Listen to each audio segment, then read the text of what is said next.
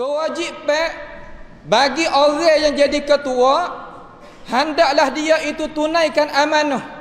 Setelah daripada dia tu diizin oleh Allah Subhanahu wa taala boleh pegang jawatan kuasa, hendaklah dia itu tunai amanah dia biar baik-baik.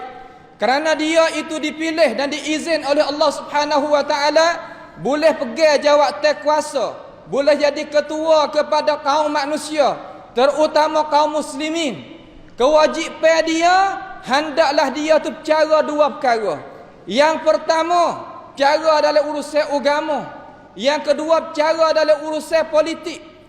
Kan cara kita nak duduk lagu mana? Nak mengambil sitik bagi orang Islam dan orang bukan Islam tu lagu mana supaya nak boleh kita duduk tu sama-sama tidak menzalimi setengah di atas setengah. Sebagaimana Allah Subhanahu wa taala tutup kepada kita, innallaha ya'murukum an tu'addul amanati ila ahliha wa idza hakamtum bainan nas an tahkumu bil 'adl innallaha ni'ma ya'idzukum bih innallaha kana sami'an basira. Sesungguhnya Allah Subhanahu wa taala perintahkan kepada kita supaya kita menunaikan amanah. Katanya ahli tafsir, yakni tiap-tiap orang ni adalah jadi ketua bagi diri masing-masing. Kullukum ra'in wa kullukum mas'ulun an ra'iyatihi. Tiap-tiap kita, sama ada kita ni sebagai imam masjid, khatib, bilal, wakil rakyat, ataupun suami, ataupun tok nebel, tok menis, semua kita ada jawatan kuasa belaka di tangan kita. Allah Subhanahu wa taala suruh kita an tu'addul amanati ila ahliha. Amanah ni makna gapo?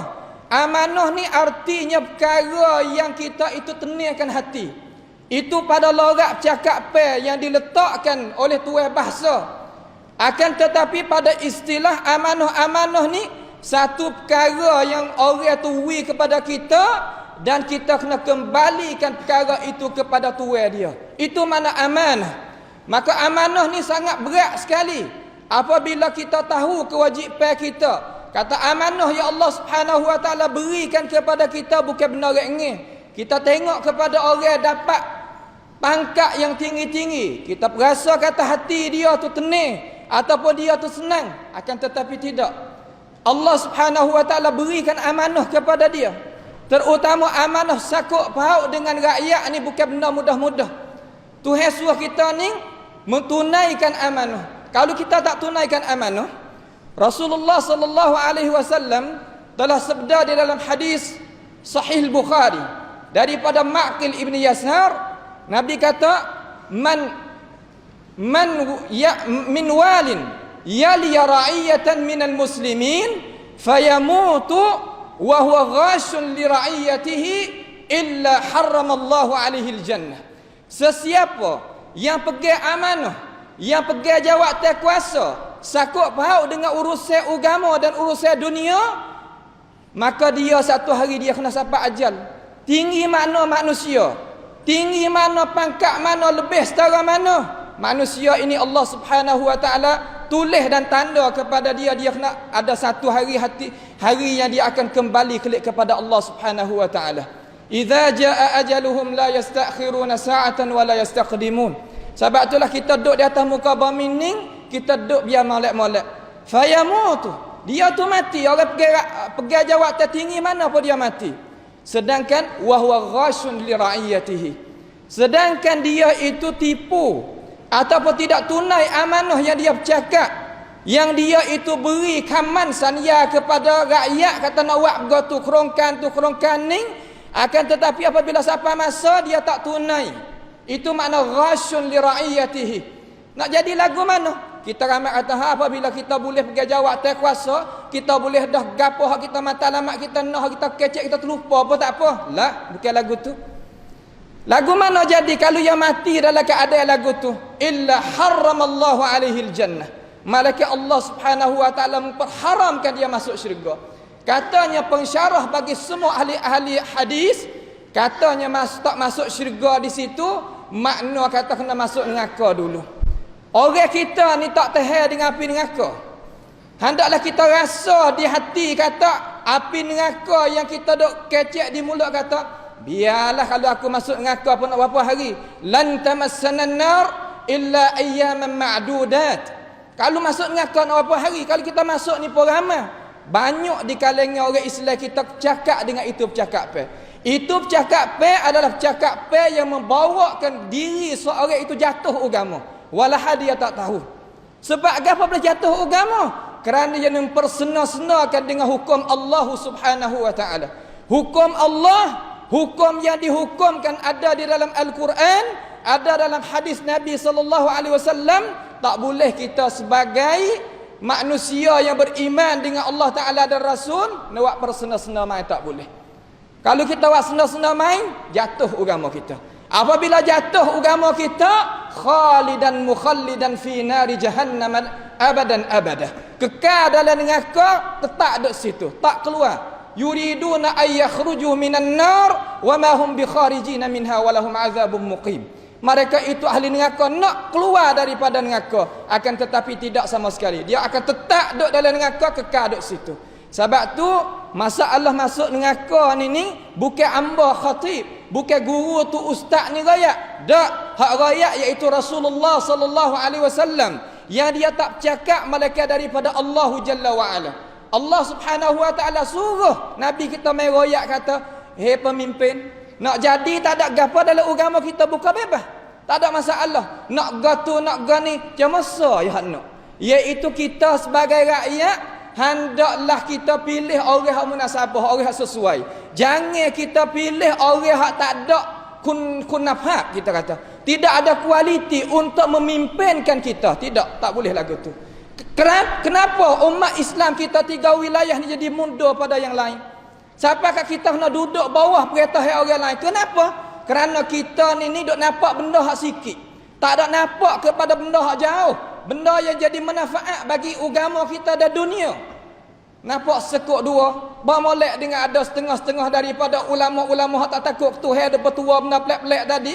Kita sebagai rakyat, sebagai orang awam, pakai pendapat tu, bermolek tak ada gapo. Sedangkan Rasulullah sallallahu alaihi wasallam royak pada kita dengan cara sarah kata, idza wussida al-amanatu ila ghairi ahliha fantadhiris sa'ah. Apabila kita serahkan amanah kita kepada orang yang bukan ahli, nanti selerak.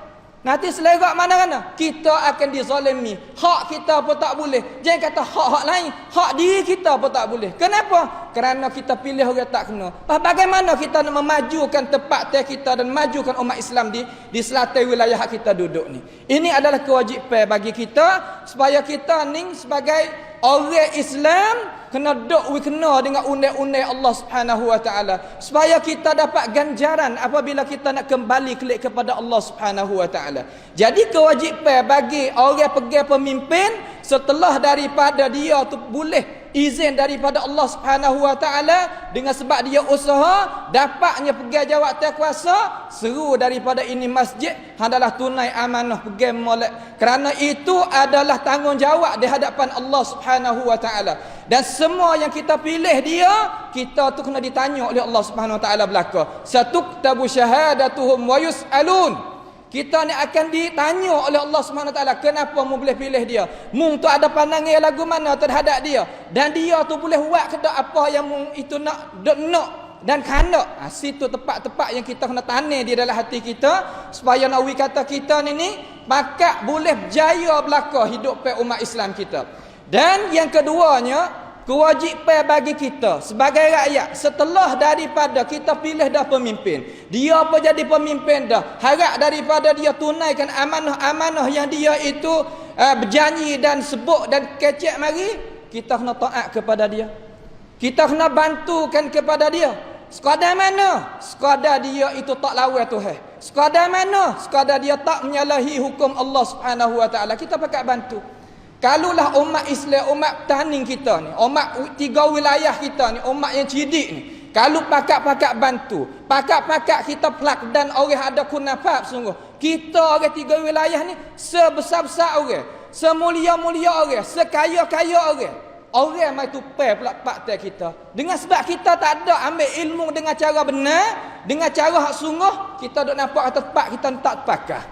La haula wala quwata illa billah. Buat apa? Apabila orang ni nak naik, kita pakai heret dia, pakai jijak dia. Ni perangai orang kita.